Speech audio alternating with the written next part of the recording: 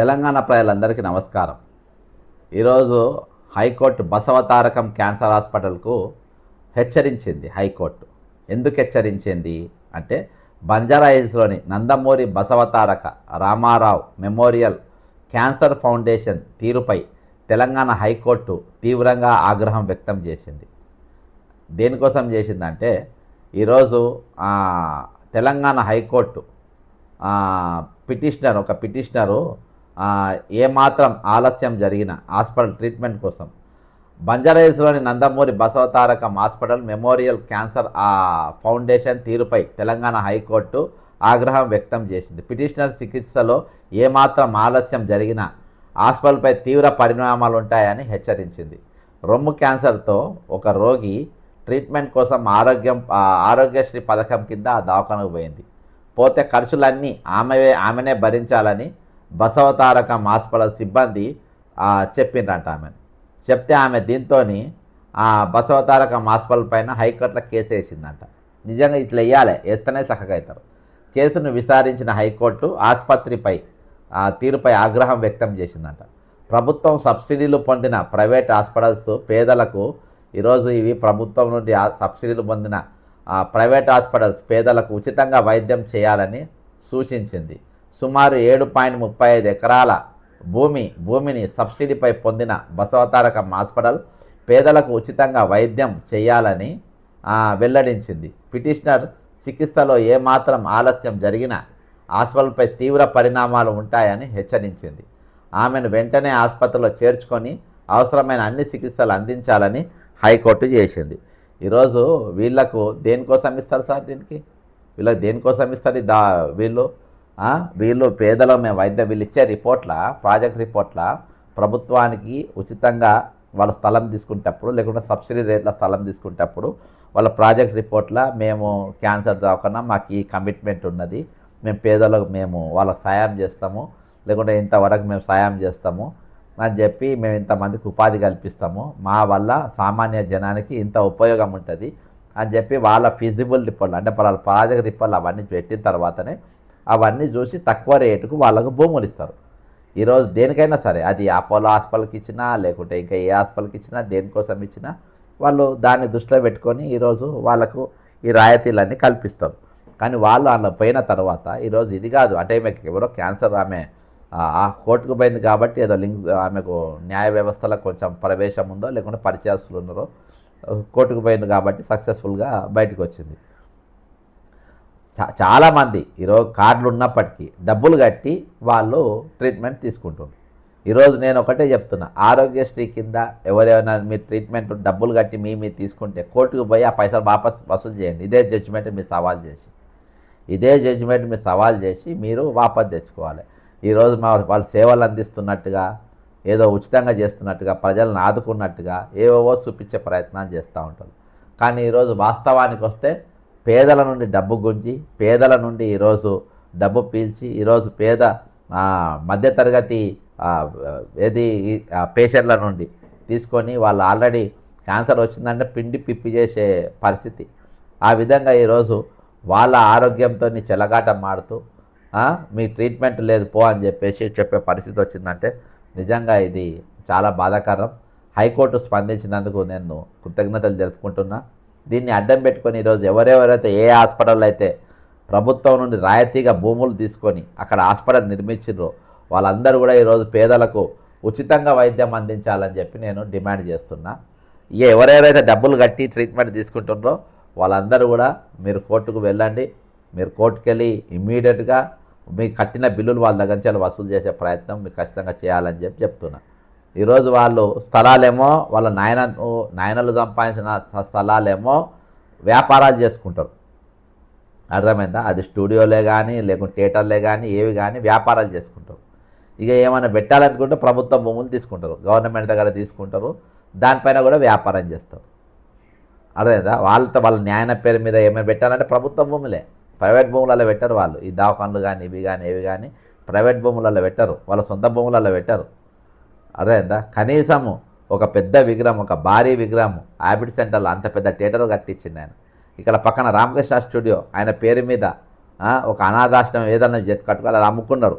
హైరెస్ట్ అవార్డ్స్కి అమ్ముకున్నారు. ఎన్టీ రామారావు గారి కుమారులు అదేందా వాళ్ళ పిల్లలు అమ్ముకున్నారు వాళ్ళు. ఆయన పేరు మీద ఇవ్వాలి ఏది లేకుండా చేసారు. రామకృష్ణ స్టూడియో ఎంత పెద్దది, ఇళ్ళకెళ్ళే టీడీపీ పార్టీ స్టార్ట్ అయింది. దీనికి ఒక చరిత్ర ఉన్నది. ఇది ఒక మ్యూజియం చేసేది ఉండే, ఈరోజు మ్యూజియం చేయకుండా లేకుండా ఆయన పేరు మీద ఏదైనా మెమోరియల్ ఎగ్జిబిషన్ ఏదో ఒకటి పెట్టకుండా ఈరోజు అది కూడా అమ్ముకున్నారు. ఈరోజు ప్రతి ఆస్తి ఆయన చెమటో సంపాదించిన ప్రతి ఆస్తి ఈరోజు వీళ్ళు అమ్ముకున్నారు. ఇక ప్రతిదీ ఏమైనా పెట్టాలంటే ప్రభుత్వ భూములు, ఆ ప్రభుత్వ భూములలో సేవారంగం అని పెట్టాలి, దానిపైన కూడా వ్యాపారం చేయాలి. ఈరోజు ఎన్టీఆర్ గారి సతీమణి పేరు మీద పెట్టిన 7 ఎకరాల పాయింట్ సంథింగ్ చిల్లర గుంటలు ప్రభుత్వం రాయితీ తీసుకొని అది పేదలకు ఉచితంగా వైద్యం అందిస్తే ఇది ఒక ట్రస్ట్ అని చెప్తే ఉచితంగా అందించాలి. ఈరోజు దానిపైన ఆరోగ్యశ్రీ ఆరోగ్యశ్రీ అంటే వాళ్ళ ప్రభుత్వంకి వెళ్ళి వాళ్ళకి కొంచెం డబ్బులు వస్తాయి, కానీ దాని మీద కూడా మీరు ఖర్చు మొత్తం మీరే భరించాలని చెప్తే ఈరోజు మీరు ఎక్కడున్న మీ సేవకి ఏమున్నా ఏడ చూసినా డబ్బు డబ్బు డబ్బు డబ్బు డబ్బు సంపాదించాలంతే. అదే నాయన సంపాదించడం సాలలే, మీరు సంపాదించుకుంటూ సాలలే.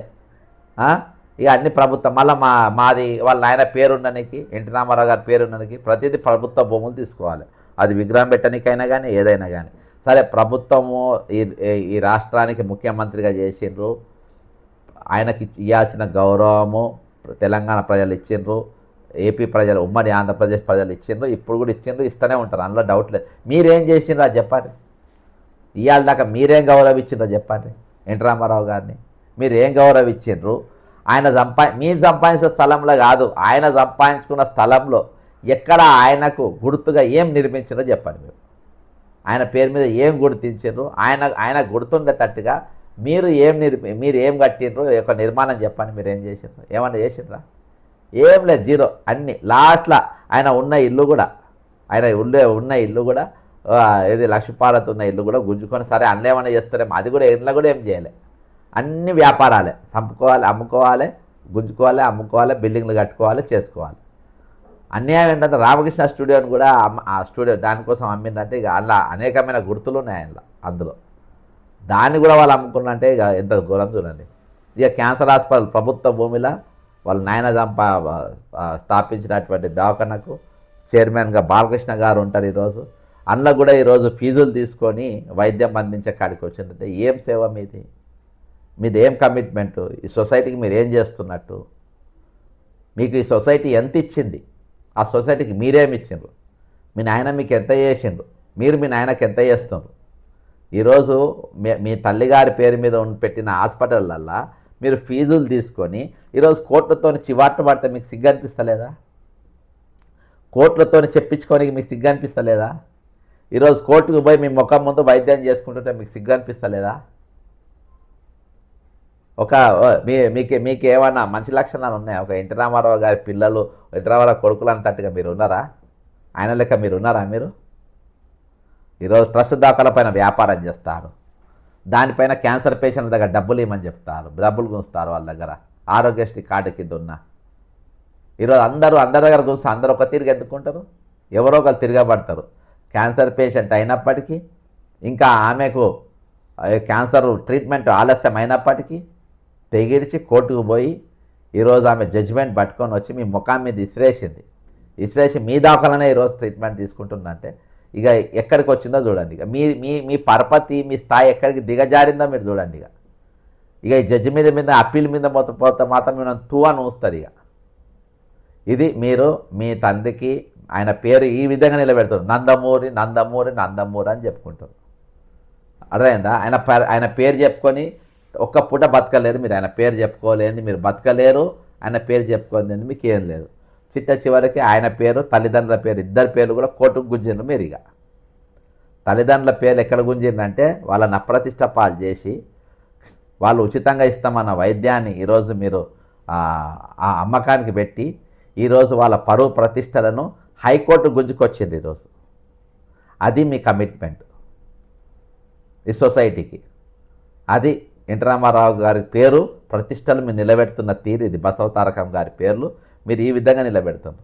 ఈరోజు తెలుగు ప్రజలలో కాదు, దేశ ప్రజలలో కాదు, ప్రపంచవ్యాప్తంగా ఉన్న తెలుగు వాళ్ళందరూ కూడా ఆయనను ఎంతగానో అభిమానించే వాళ్ళు, అభిమానులను ఈరోజు మీరు వాళ్ళ తల్లిదండ్రుల పేర్లు ఈరోజు కోర్టుకు పోయేటట్టుగా మీరు చేసారు. వాళ్ళ పేరు మీద నడిచే ఆ హాస్పిటల్ను ఈరోజు కోర్టు మెట్లెక్కేటట్టు చేసి అక్కడ ఇక్కడ ఉచితంగా వైద్యాలు లేవు, డబ్బుకే వైద్యం అని అంటే ఈరోజు కోర్టులతోని చివాట్లు ఆ దవాఖాన యాజమాన్యానికి మీకు ఈరోజు చివాట్లు పెట్టే స్థాయికి దిగజార్చిండ్రు. ఏది ఏమైనప్పటికీ చాలా బాధాకరం. ఇప్పటిదాకా డబ్బు పెట్టి వైద్యం చేసుకున్న వాళ్ళందరూ కోట్ల ఆ రిసీదులన్నీ కోట్ల ప్రవేశపెట్టి కోట్ల ఇచ్చి మీరు వాళ్ళ దగ్గర డబ్బంతా వాళ్ళ దగ్గర ఖచ్చితంగా ముక్కు పిండి వసూలు చేయాలి ఇసొంటోళ్ళ దగ్గర. నిజంగా ఎన్టీ రామారావు గారు ఆయన పేరు నిలబెట్టే పిల్లలు అయితే ఎట్లనో ఎవరు కనబడతలేరు. మాకైతే మేమైతే చాలా బాధపడుతున్నాం. జై తెలంగాణ, అమరవీరులకు జోహార్లు.